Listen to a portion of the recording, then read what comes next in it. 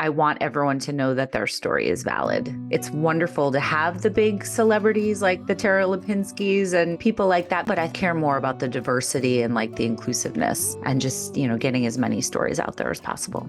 Ali Prato of Infertile AF joins me today to discuss all things fertility, infertility, IVF, baby making, her new book, Work of Art. And we have so much to talk about, so we should just dive right in. Ali, thank you for joining me. How are you? I'm so happy to be here. Thank you for having me. Well, it's a new show. You've got a long-standing show, and I was so honored that you saw the value to talking to me. And I have to say, I have to give a shout out to Tara Lipinski, that's who I heard about you from, because she was cool enough to come on Infertile AF, my podcast. And she mentioned you. I don't know if you listened to that episode, but she shouted you out. So you've been on my radar. So then when I saw that you were starting a show, I was like, let's do this. So here, let's talk. That's how that came to be. But yeah, my podcast, Infertile AF, just celebrated our 5th birthday. So I started that in 2019, and 200 and almost 300 episodes later, here we are. So it's been a really interesting road and very fulfilling, and one of the best things I think I've ever gotten to be a part of doing. Just met so many really interesting people. I think we could say that's one of the silver linings of the fertility journey. If you choose to accept the calling of doing something more with it to help pull other women through it, I think that's really what it's about. Oh, absolutely. I mean, I never thought that I would be in this world, to be honest with you. And I work almost exclusively now in the fertility world. It's just become, with the podcast and with the book and with Fertility Rally, the community I co-founded, that's really just become the majority of the stuff that I'm doing. I started out, I have a journalism background. So I worked in magazines for 20 years. I was just telling somebody over the weekend, I was at a wedding and they were like, what do you do? And what have you done?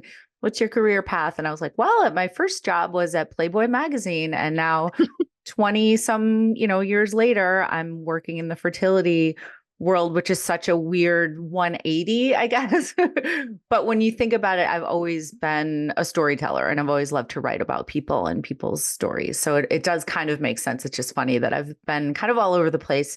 And again, I never thought I would be in this world until I went through infertility myself. And, like you said, answered, I don't know if it was a calling necessarily for me, but that desire to make it easier for people coming after me and all of us, because what I went through was, really, really hard. And, I felt very alone. So anything I could do to make it easier for the people coming behind was what I felt compelled to do. Mm-hmm. I definitely want to talk about your compelling story, but there is something to be said for this particular audience, and to be able to communicate with them as you have. I think it blended everything that you had, all your gifts, like from journalism, storytelling, and to be able to communicate and to understand the platforms and how to initiate a conversation using the term infertile AF, for one thing, to get inside their minds and know that that's how they're feeling, right? Right. Yeah, I think so. Absolutely. I've always loved talking to people and connecting with people. And I do realize as I get older that I am my most successful and most fulfilled self when I'm surrounded by like-minded people. So whether it's in this infertility community, having Fertility Rally and our support groups and all the stuff that we do. And I'm happy to talk more about that in a bit.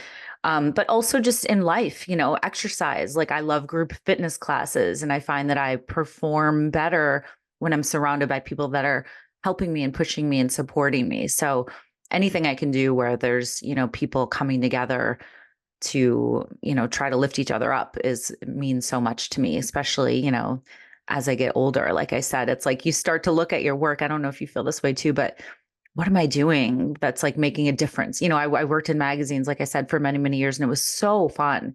But I can't say that I was helping anybody. by doing any of that stuff. I was entertaining people, I think, but you get to a point, or at least I did, where it's like, what's the deeper purpose here? Like, how can I make a difference? Hmm. Well, I know this is your interview, but I think just in the context of what you just said, we're kind of opposite in that in the trenches is where I spent the past 25 years, one-on-one, and sometimes 22 patients a day, wiping tears, Oh my God. giving them the most tight hug possible, helping them sleuth it out and to crack the case. To my job was to make them fertile AF, you know? Right, right. And 22 patients so a day. Oh my gosh, you are sometimes, a saint. yeah, at this point, I'm not going at that same speed because I'm trying to spread the message. It's like small platform because of that one-on-one on one-on-one. So I have this interesting situation where for the women that I've worked with, there's maybe 3,000 babies that I was specifically involved in their care and keeping them on the journey when they really wanted to jump off multiple times. Hmm. And staying so busy with that and having two kids of my own against big odds, then I just didn't make the time to try to spread the message. I didn't have the bandwidth to do that either. And I didn't have the skill set. I'm an empath and I'm a caregiver and I like to be in it with them. And I feel like that's my strength. So this podcast, The Baby Makers, is my fertile AF,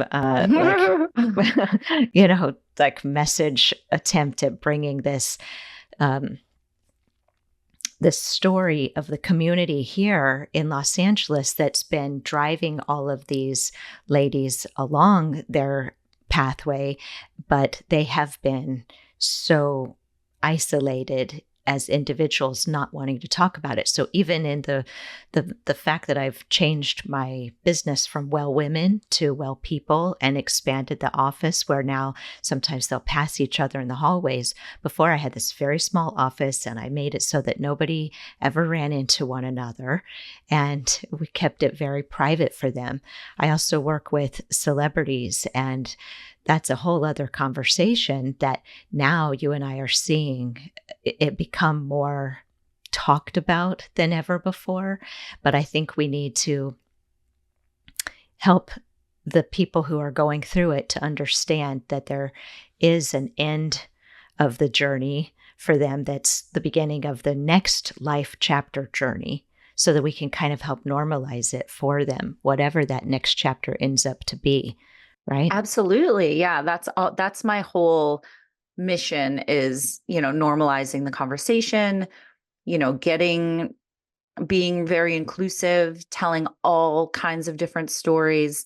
It's really important to me that everybody on my show, I feel like everybody's story is important. I have a lot of people, reaching out to me and, saying, I'd love to be on your podcast, but I'm not a big celebrity or I'm not, I don't have like it's not super dramatic. I haven't been doing this for years. And I always say, don't do that to yourself. I'll talk to whoever if you have a fertility journey and a family building story and you've gone through infertility or you're building your family through assisted reproductive technology or, because I love to also talk to single parents by choice or solo parents by choice, same-sex couples, whatever it may be. I want everyone to know that their story is valid.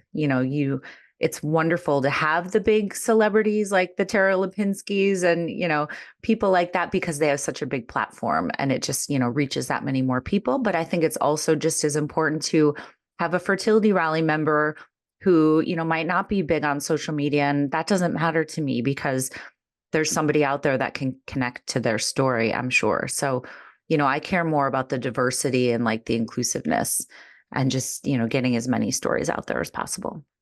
Mm-hmm. The support and the fact that women in particular are so propelled by story, Mm-hmm. right? Like data, information, instructions, guidance, that's one thing. But when they hear a story, they have a feeling, and then that feeling sticks with them. And that's what helps them to say on some of the harder days, well, it happened for her. she didn't give up. Maybe I need to think, what would I do to not give up? Like, what's my best choice right now?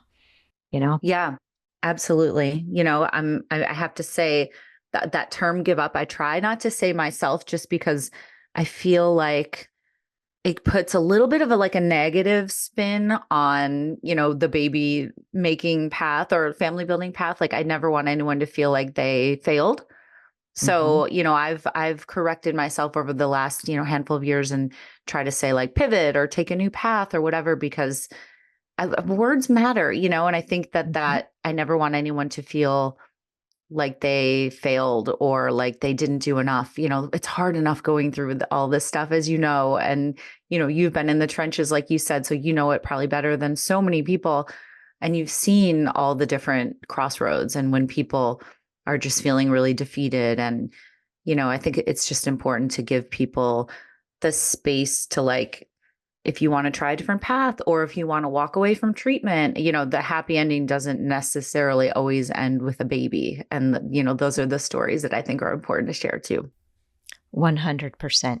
Yeah, because for me, I describe it as the next chapter, Yeah. I like the that. next life Yeah, chapter, totally. because Like the next um, season. Yeah.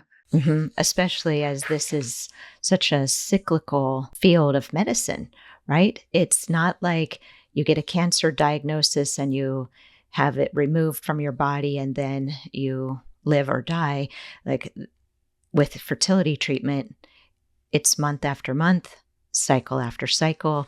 It goes on until like even once you stop menstruating, if you want to use donor egg IVF, they just use the medicine and they the hormones, and they turn on your period again and get that lining shedding again. And like, you can still stay in the game until you are finished with that particular life chapter. Mm-hmm. You're in it and you're bringing 100% of self advocating to the journey until you decide to pivot, right? Right. Or until your story changes and the Mm-hmm. chapter changes. So let's talk about your personal story. And I know from your book, Work of Art, Oh, you had a daughter, Ever. I did. Yes, And was that through natural conception and it fairly was. easy? It was, yeah. She's 14 now, so I have a teenager, which still blows my I mind. I have two of them. Yeah, I know. Oh my gosh, we need to talk offline about. I have so many questions. Um, no, but she's amazing, and I had her when I was in my mid 30s. So, I always say when I'm telling my story, I really didn't know much about my fertility. I didn't know about how hard it would be as you got older to have a baby because all we learned in school growing up was don't get pregnant. It's really easy to get pregnant if you don't wear a condom or don't use protection. Mhm. You're going to get pregnant if you're having sex. And, obviously, very well. And most people know that now because I feel like it's talked about more often, but that's not how it works always. It's not that easy. Point being, we had moved to New York. I had a career change and I got transferred to a different job. And, when my husband and I moved to New York, we had just turned 29 and we were like, we're going to a new city. We don't know anybody. I don't even know how to ride the subway. I can't bring a baby into this world yet. We knew we always wanted to have kids, but we're like, we've got plenty of time and both of our careers were going really well, all that stuff.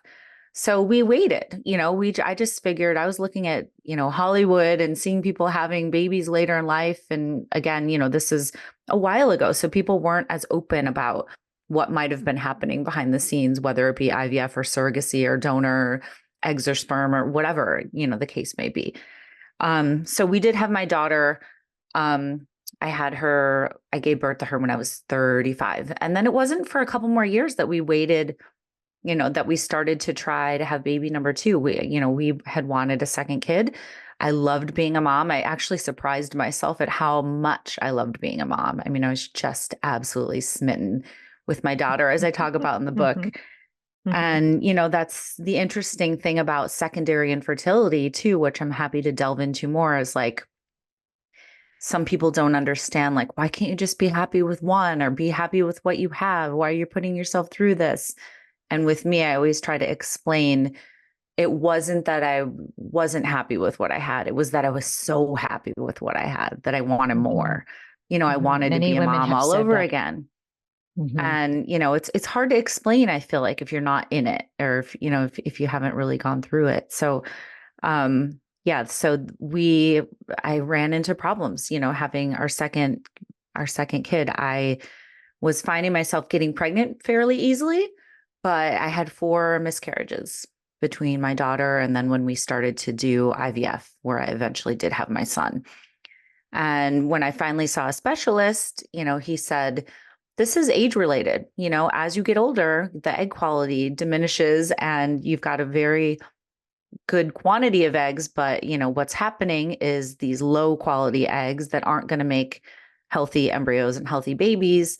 Those are the ones you're getting pregnant with. So your body's actually doing the right thing by having these miscarriages and, getting rid of these unhealthy pregnancies. I'm paraphrasing, by the way, but that's how I understood it. And he said, you're actually a perfect candidate for IVF. If we can find these healthy eggs, which I'm sure you have because you have a big reserve, and we, match them up with your husband's healthy sperm, you should be able to get some healthy embryos out of it. So that was totally mind blowing to me because I didn't know anything about IVF. I always say I thought it was for people that wanted like multiples, or I thought it was like a choice. Like I really didn't know.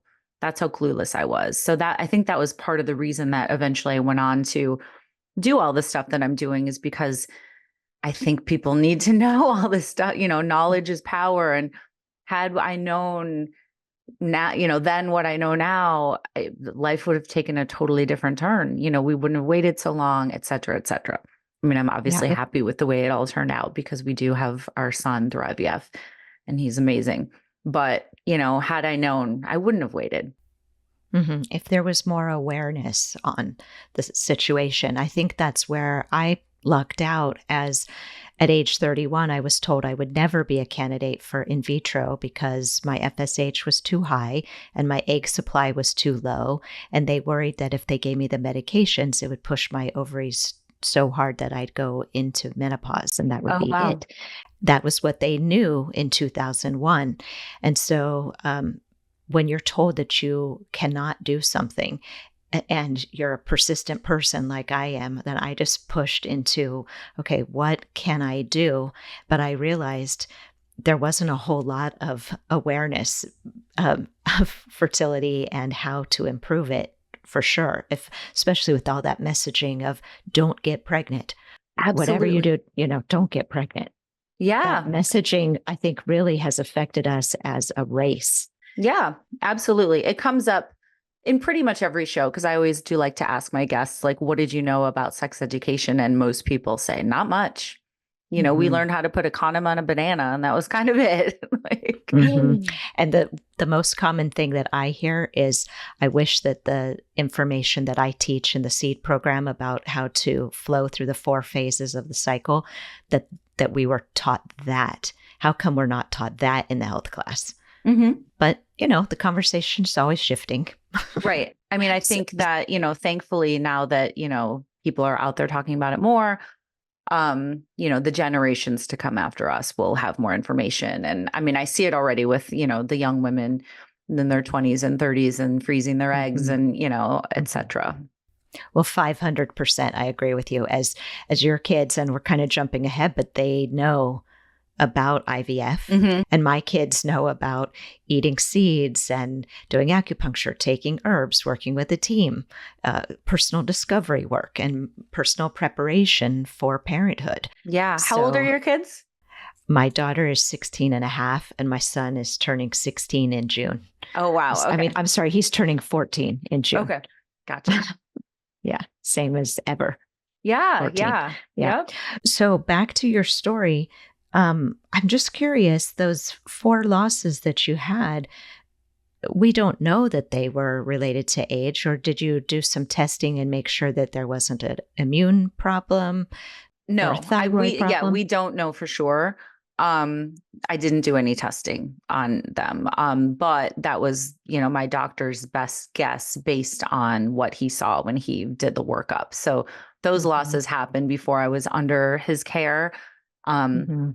But it was just like, based on what I see here, that was probably the reason they were, chromosomally abnormal embryos. Mm-hmm. Because then when I did do IVF and I had my embryos tested, I sent 5 for testing, and 4 of them came back unhealthy, and only one of them was euploid, embryo that I was able to transfer, and that ended up becoming my son. So That is sunny. Okay. yeah, Sunny. Wow.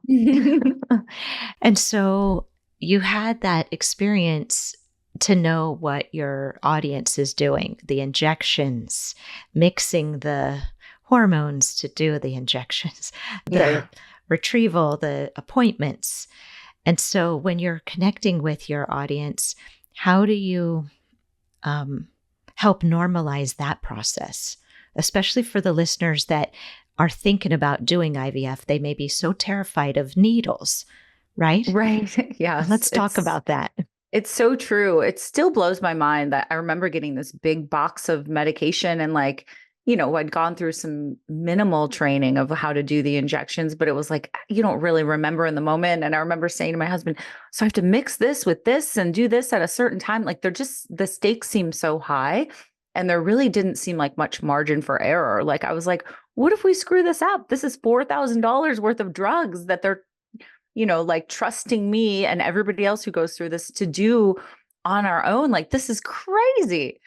I guess that doesn't really answer your question or help people that might be nervous about it, because it is really nerve-wracking. No, But I will say this, there's so many more resources out there now that help you, that can talk you through this. You can do like a live call with a nurse and, figure out like, do the injections that way, or you can, Fertility Rally, we've got these really active Facebook groups where people are like, can somebody call me and help me with my PIO injection? And, there's so many other people, TikTok even, which is a really, I know it's controversial right now, but I've talked to a lot of women lately who said that they get a lot of their fertility information from TikTok, and, just other women around the world going through this and saying, okay, I'm about to do my injection, and showing how they do it, and, all that stuff. So I think that's one of the good parts of social media, is just spreading this, knowledge, and women, again, helping each other out.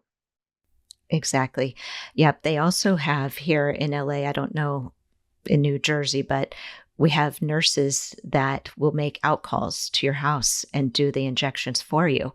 I think what's most important is for us to say yes until you get going and you understand what's involved. It is scary. Even coming for a first acupuncture appointment is scary. When needles are involved, that's not a fun, that's not easy to get your head around. However, once you just kind of go over that first hurdle, or you find somebody to help you, it's all of this is bringing courage and telling the universe or God, whatever, I really want this, and I'll do what it takes, and I'll bring my best self to the picture. I'll be my most courageous self and keep an open mind that I can do this, right? Absolutely. And, I would have done anything when I was going through it. I did acupuncture. I went to a psychic. I drank all the potions and, took all the supplements, and, anything I could find that might give me like a leg up. I remember like running things by my doctor, and he was so cool, because he like would email me back and I'd be like, can I do this? What about this? And he would always be like, it's not going to hurt. If it makes you feel better, then, stuff like that.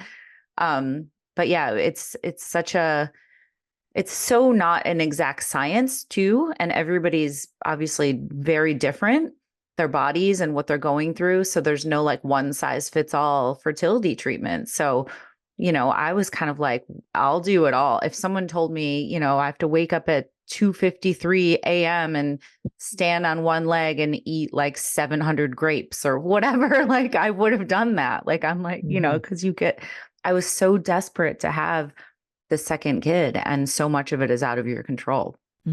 So much of it.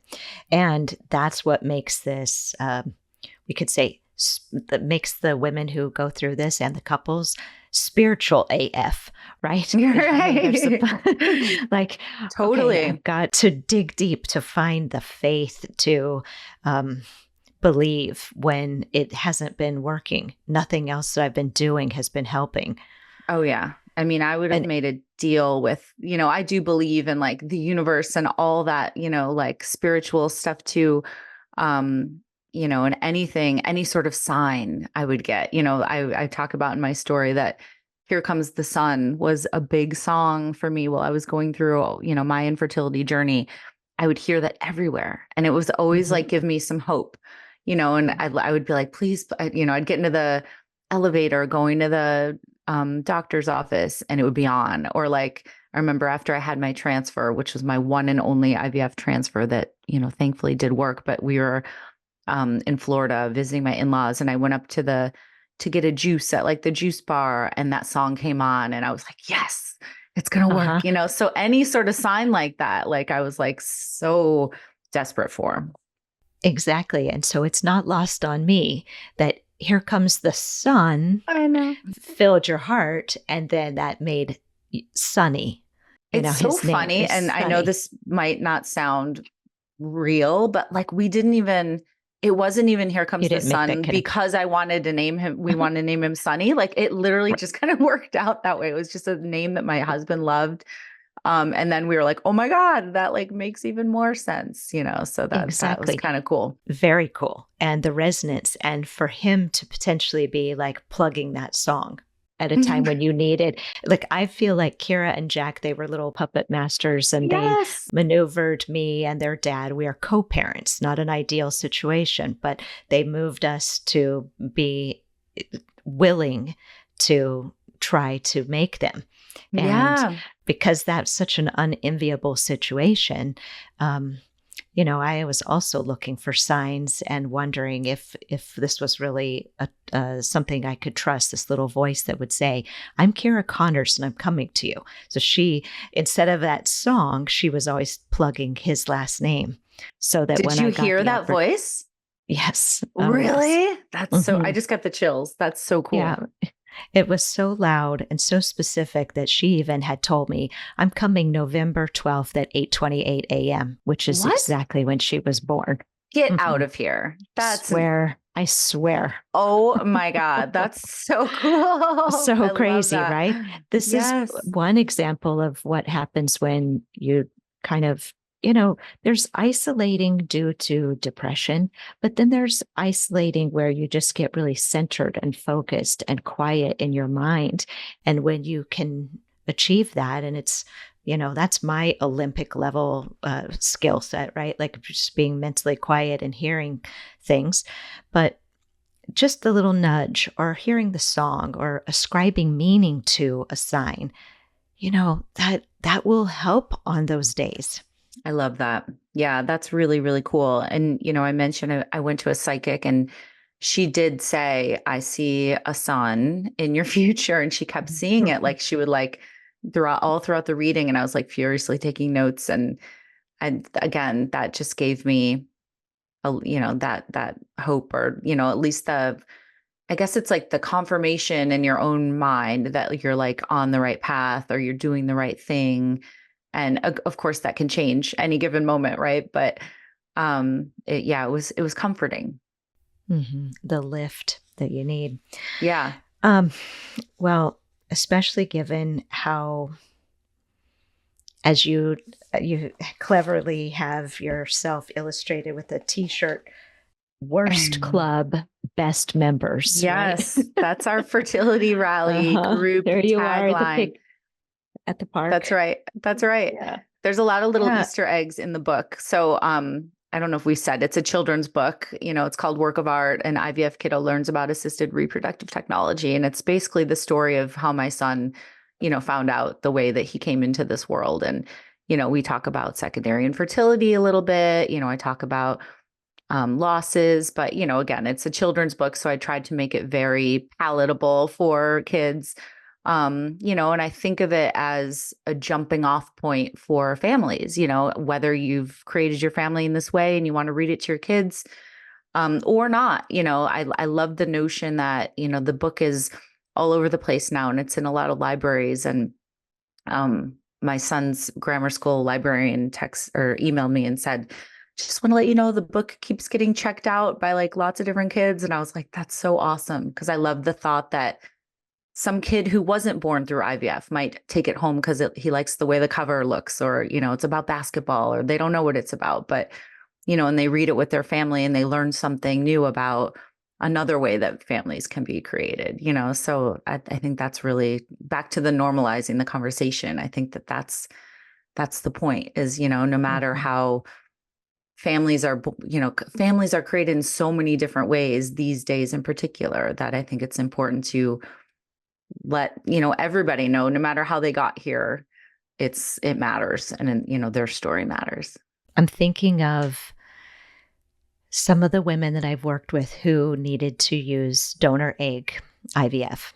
And one thing that I postulated was that in the future, there would be communities and support there for these children that come from third party or that are adopted from other countries created by IVF, that would be normal for them, and that we would be able to explain to them that they were so loved before they even got here, right? And to normalize it. And now, 25 years into this conversation, and I don't know if I'm biased because this is my profession and life purpose, but I feel like it's odd when we hear of somebody who conceived naturally anymore. It's becoming less and less of the way that it's done, and more about like how different can you conceive and put your family together, and that really is more of the norm. Yeah, I mean, I would agree that it does seem like there's a lot more people, at least talking about it. And we always say, jokingly in Fertility Rally, the free babies, you had a free baby. And I'm like, my first baby was a free baby, meaning, you didn't have to pay the tens of thousands of dollars to go through treatment to have them. That's one of our things is like, we obviously we take infertility seriously, but we don't take ourselves very seriously. Like you have to laugh in these situations sometimes too. But yeah, it is interesting when somebody just becomes pregnant. Like naturally, you're like, wait, what? Mhm. That happens Mhm. still? I wonder, has anybody ever invited you, like a doctor invited you and Sonny into an IVF lab? And if Ooh, so, would that freak him out? that's so cool. No, but if anybody's listening and they want to, I'm happy to to come to one. That would be really cool. I don't think it would freak him out. I think he again, both my kids have been so enmeshed in this world, since I do the podcast at home mostly, and I do my fertility rally stuff from home, they hear me talking about this all the time. So I think it's become, again, really normal for them. So I think that I would love to take both of them to a lab. That would be really cool. That's a good idea. Just for them to have an understanding of how tiny the gametes were and the process that happened. And, when the embryo is inserted at the time of the transfer, and you can see it on the ultrasound screen, and they say, oh, there's that, the spark of life, or that little Mm, light shines in the ultrasound screen. And it's yes. like, okay, there it was. And each one of those represents potentiality, a possibility. Of course, not all of those are going to work, but when it does and it makes a person, and for them to have the awareness of this, it's just for any kids that happen to be struggling with this, which I have not met yet. Actually, the patients, children that I've worked with that come from in vitro, they really are glowing with such light and a spark that's in them that's That's so cool. like this all this overflowing love and intentionality Hmm. that was put into Hmm. them and their creation. And I love to talk about it like this because it's so jaded in the shame of we have to do IVF. But the community that I'm in are these pioneer doctors, and understanding how IVF as a science and a medicine has evolved over the years so that we have it as an option, that we get to do this science, right? Yes, absolutely. It makes me think about I had Elizabeth Carr on my show recently, and I'm sure you know who she is, and maybe you've even talked to her. The first IVF baby born in the US. And she's a huge advocate now, and she works in the field. And she was telling me when her mom did IVF that for the transfer, the doctor actually blew through like a tube or like a pipette, she said, to do the transfer. Mm-hmm. And, she's only 42 years old, I believe, Two. 40. Mm-hmm.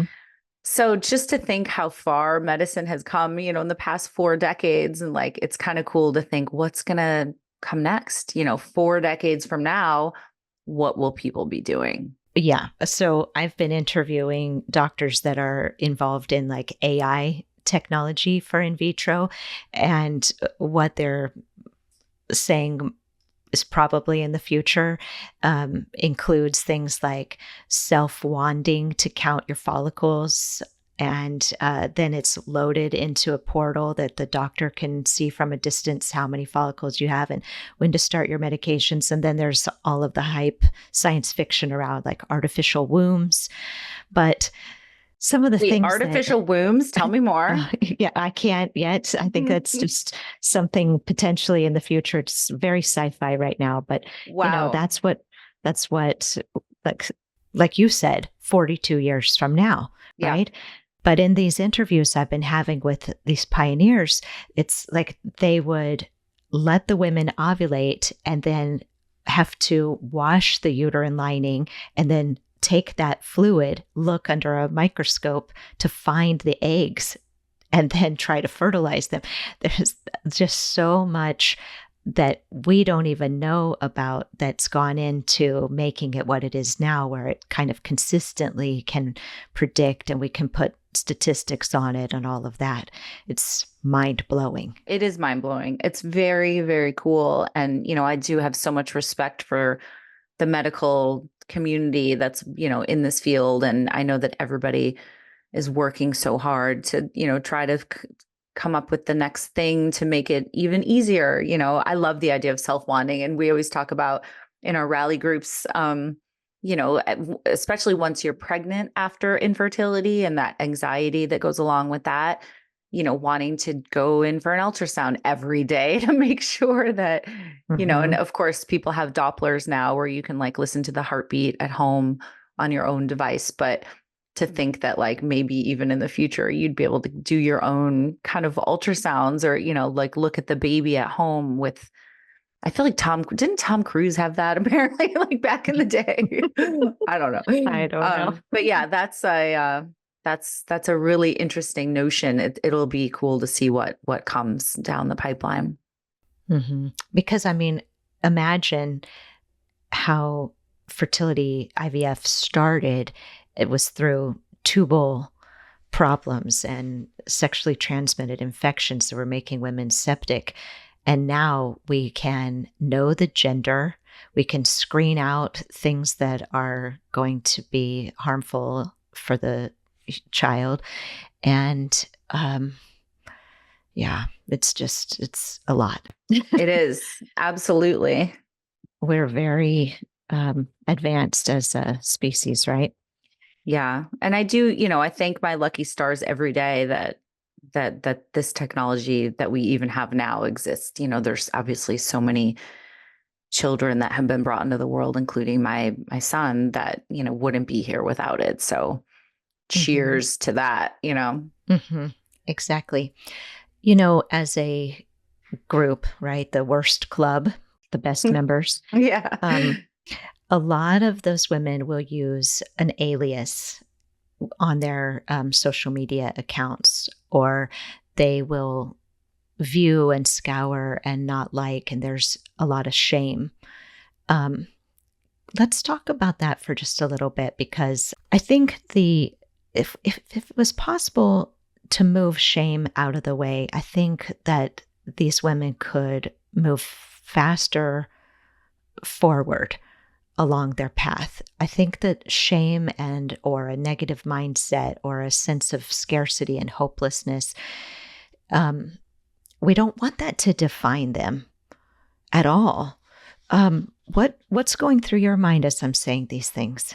Yeah, well, I agree with you. It's heartbreaking to think that people feel shame about this, but I get it. It depends Me on too. your um, what kind of community you're in. It's obviously more prevalent in different sectors of society. Depending where you're growing up and raising your family or trying to raise your family. But, I always just try to, again, say that you're not broken. There's nothing wrong with you. Mhm. Infertility is a medical diagnosis. And whether it's you or your partner, if you have one, or whatever's going on, it's not your fault. So, and to anybody who's shaming anybody that's going through this, like, get a life. Like that, why would anyone do that? Mhm. It just seems so antiquated to me. I don't want to invalidate people that feel shameful though, because I get it. It's a human emotion. And, especially if you've got a lot of friends around you, or community members that are like seemingly kind of leaving you behind, it can feel really defeating. And, I was really depressed. It's hard. It sucks. It's hard. Mhm. So Well, this those is feelings come along with it, but it's complicated. it's very complicated, and it can lead to thoughts of depression or an actual diagnosis of depression. And I think that's why we really want to I use reframes wherever I can. And one reframe is to say, hey, if this medical diagnosis of infertility is happening for you, there's an opportunity as well that's helping you to become healthier, healthier physically, mentally, spiritually, emotionally. And if you work on those things and it still doesn't work, then like you can have the peace of mind of knowing that you checked all the boxes, you tried every single thing. And then I really don't think that people are judging other people that can't have kids. Like that's like a monkey on the back sort of imagined thing. It's that inward judgment that's happening, like you said, of feeling like a failure. But if they can say, wow, there's an opportunity here to be healthier, and I didn't realize that I have all this inflammation. And once they resolve that, it could be a whole nother game for them, Right. Yeah. That was for one, both partners. yeah, that was one thing that I did. Like I was saying before, there's so much of this that's out of your control. And, it's one of the only things where you can like do all the right things, quote unquote, and you still don't achieve success. When I was Mhm. first in this world, this is kind of a lame analogy, but I used to say like, it's like studying for a test, studying your ass off for a test and getting an F. Like it's just the reward does not, correlate directly with the effort. Um, Mhm. and for me, it was, trying. One thing I could control was trying to get in like the best shape physically and mentally, like you said. I started going to Mhm. therapy. Mhm. I was doing tons of yoga and spinning classes because that made me feel good, and it made me at least feel like I had a modicum of control.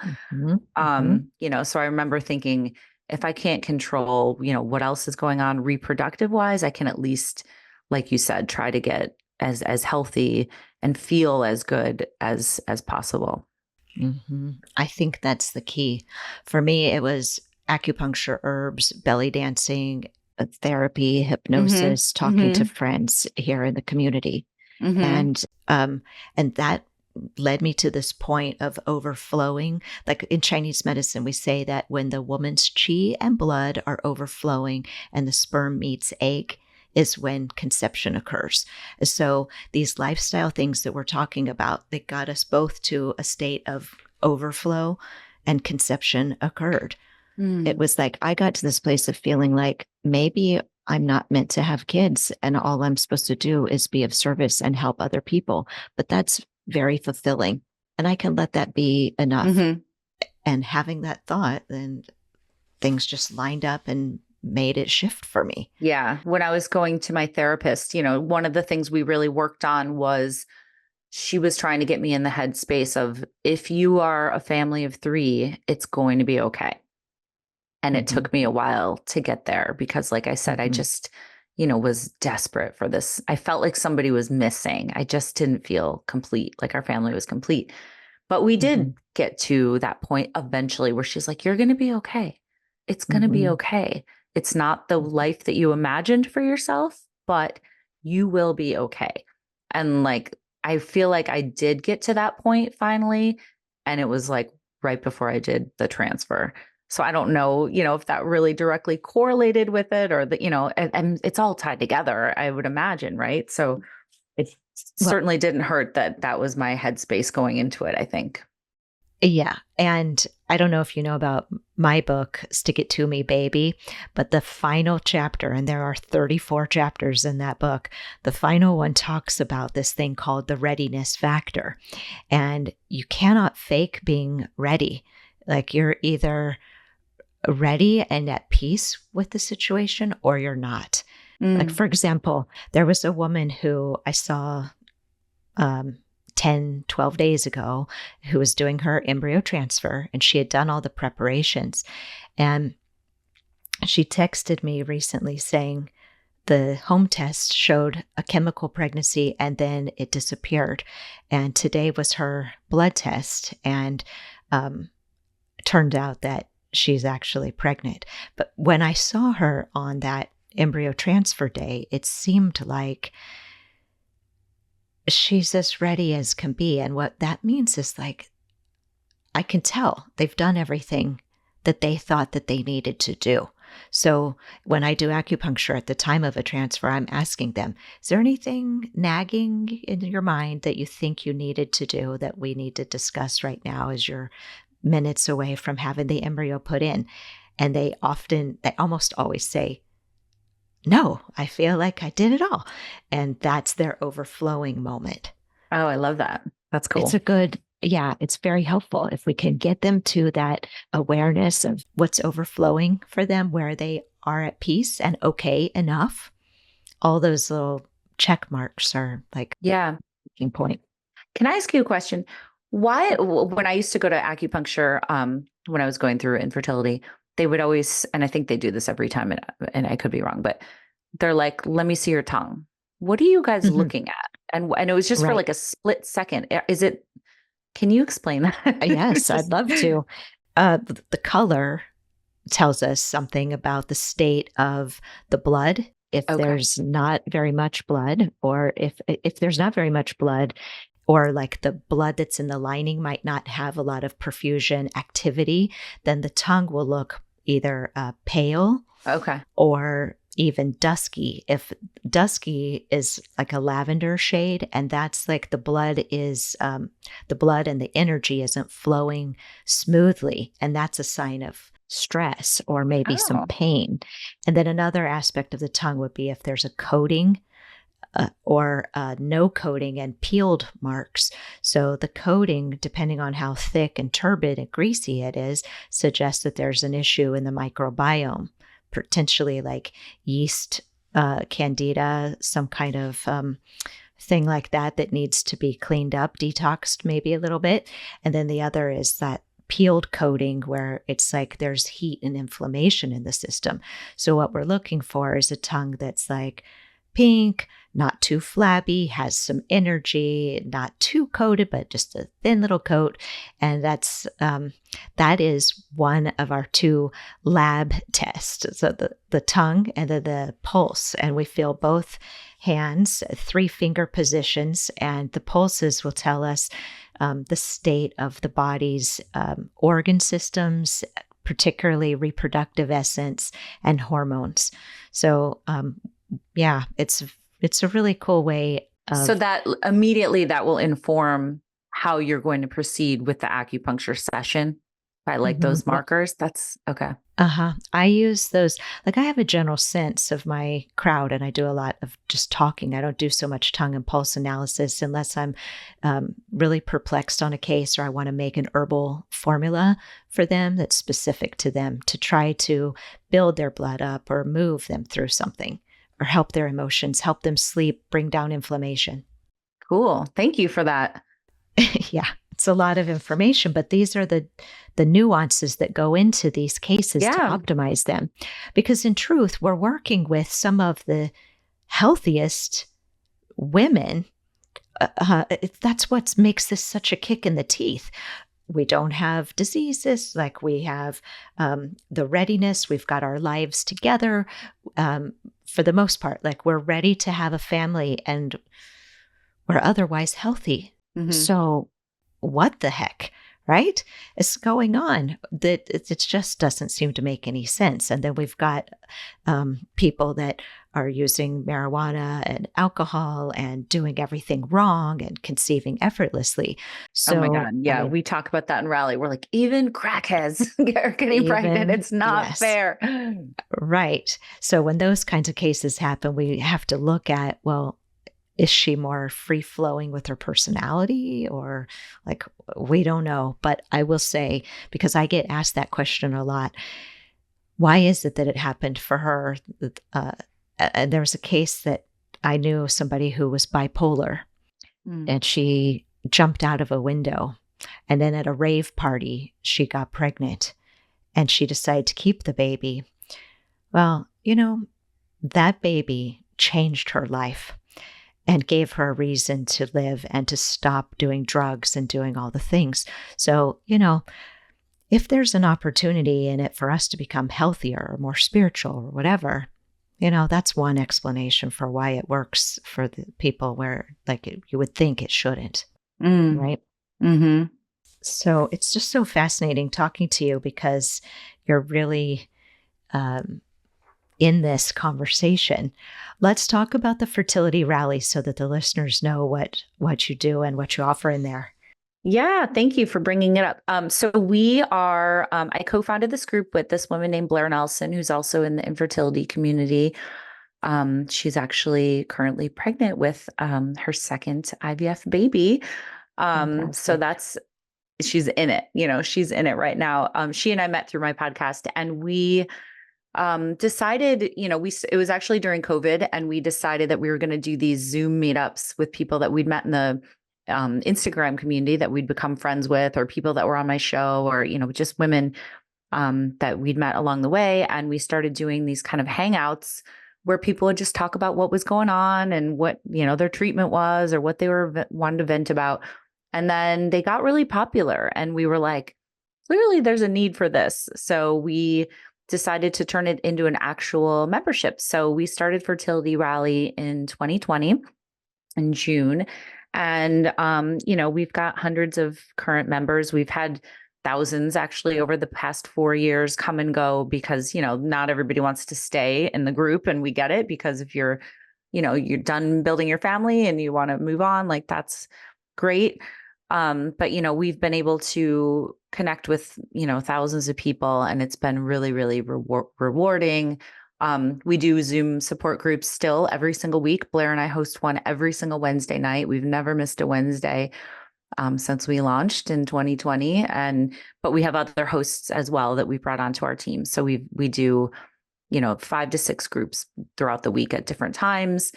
We do a pregnancy after infertility group. We do a motherhood after infertility group, because we've got people that have been Rally members that didn't want to leave once they had their kids or became pregnant. So we sectored off. We just did a surrogacy group last week, and I think we're going to start doing that more regularly. But point being, anybody's welcome. It's a safe space where you can come. We also have 3 Facebook groups that are, vetted, and where you can come and ask questions. And then we do events. We do Fertility Rally Live, which is a virtual event we do twice a year. And then we do IRL events as well. So we're doing a big meetup in Austin this coming fall. which is just kind of like a weekend bonding retreat kind of thing.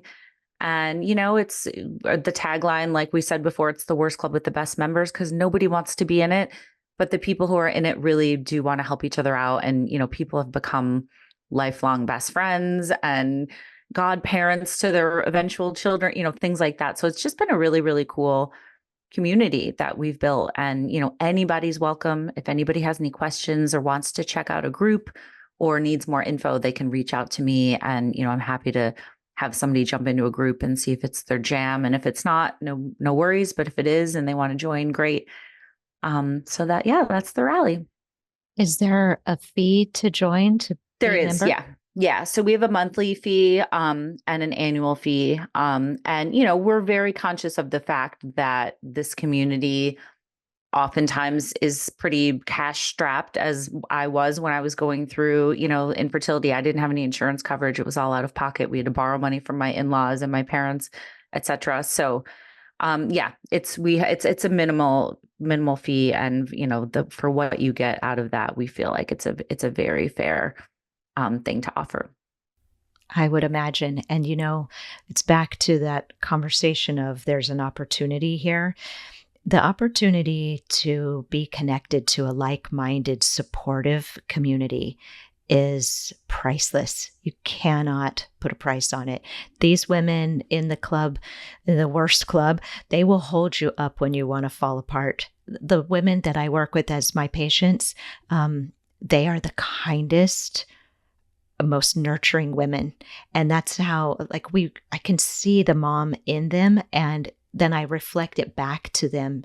And I think that's what your community does. So it's like, yeah, it's okay. It's a monthly, a yearly fee. But when you get in there and you're seen for the mom that's inside you that's coming through, or the woman that's going to leave this chapter behind, and to be held up in community,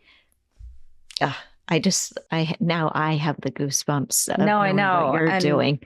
it's really, thank you for saying that. And yeah, it's what I wish I had when I was in the midst of it, and that's how we kind of are constantly evolving, is like, what do we need? What do people need? And, like I said, adding the surrogacy group, and we've done, a lot of talks with experts and one-off events and things like that. So we're constantly trying to check in with our members and say, what do you guys need? What do you want? How can we help you? And it's just been really, really cool. Yeah, and you would also potentially prevent them from making mistakes that are even more costly, because you all have the knowledge from helping so many thousands of women. Oh my God. The hive mind of like this community, like on our calls, and the chat is always really active. And someone will say, has anybody gone through an ERA? And then, everybody's sharing their experiences, or even like sharing medications, or how do I do this injection? Like we were saying before, does anybody know anything about this clinic or this doctor? Just sharing that knowledge. I think collectively we all are like, we always joke, like we could start our own fertility clinic with all the things that everybody knows in this world now. Yeah, because women talk and women heal by talking. That's right. Yes. The power of storytelling, like you were saying. Yeah.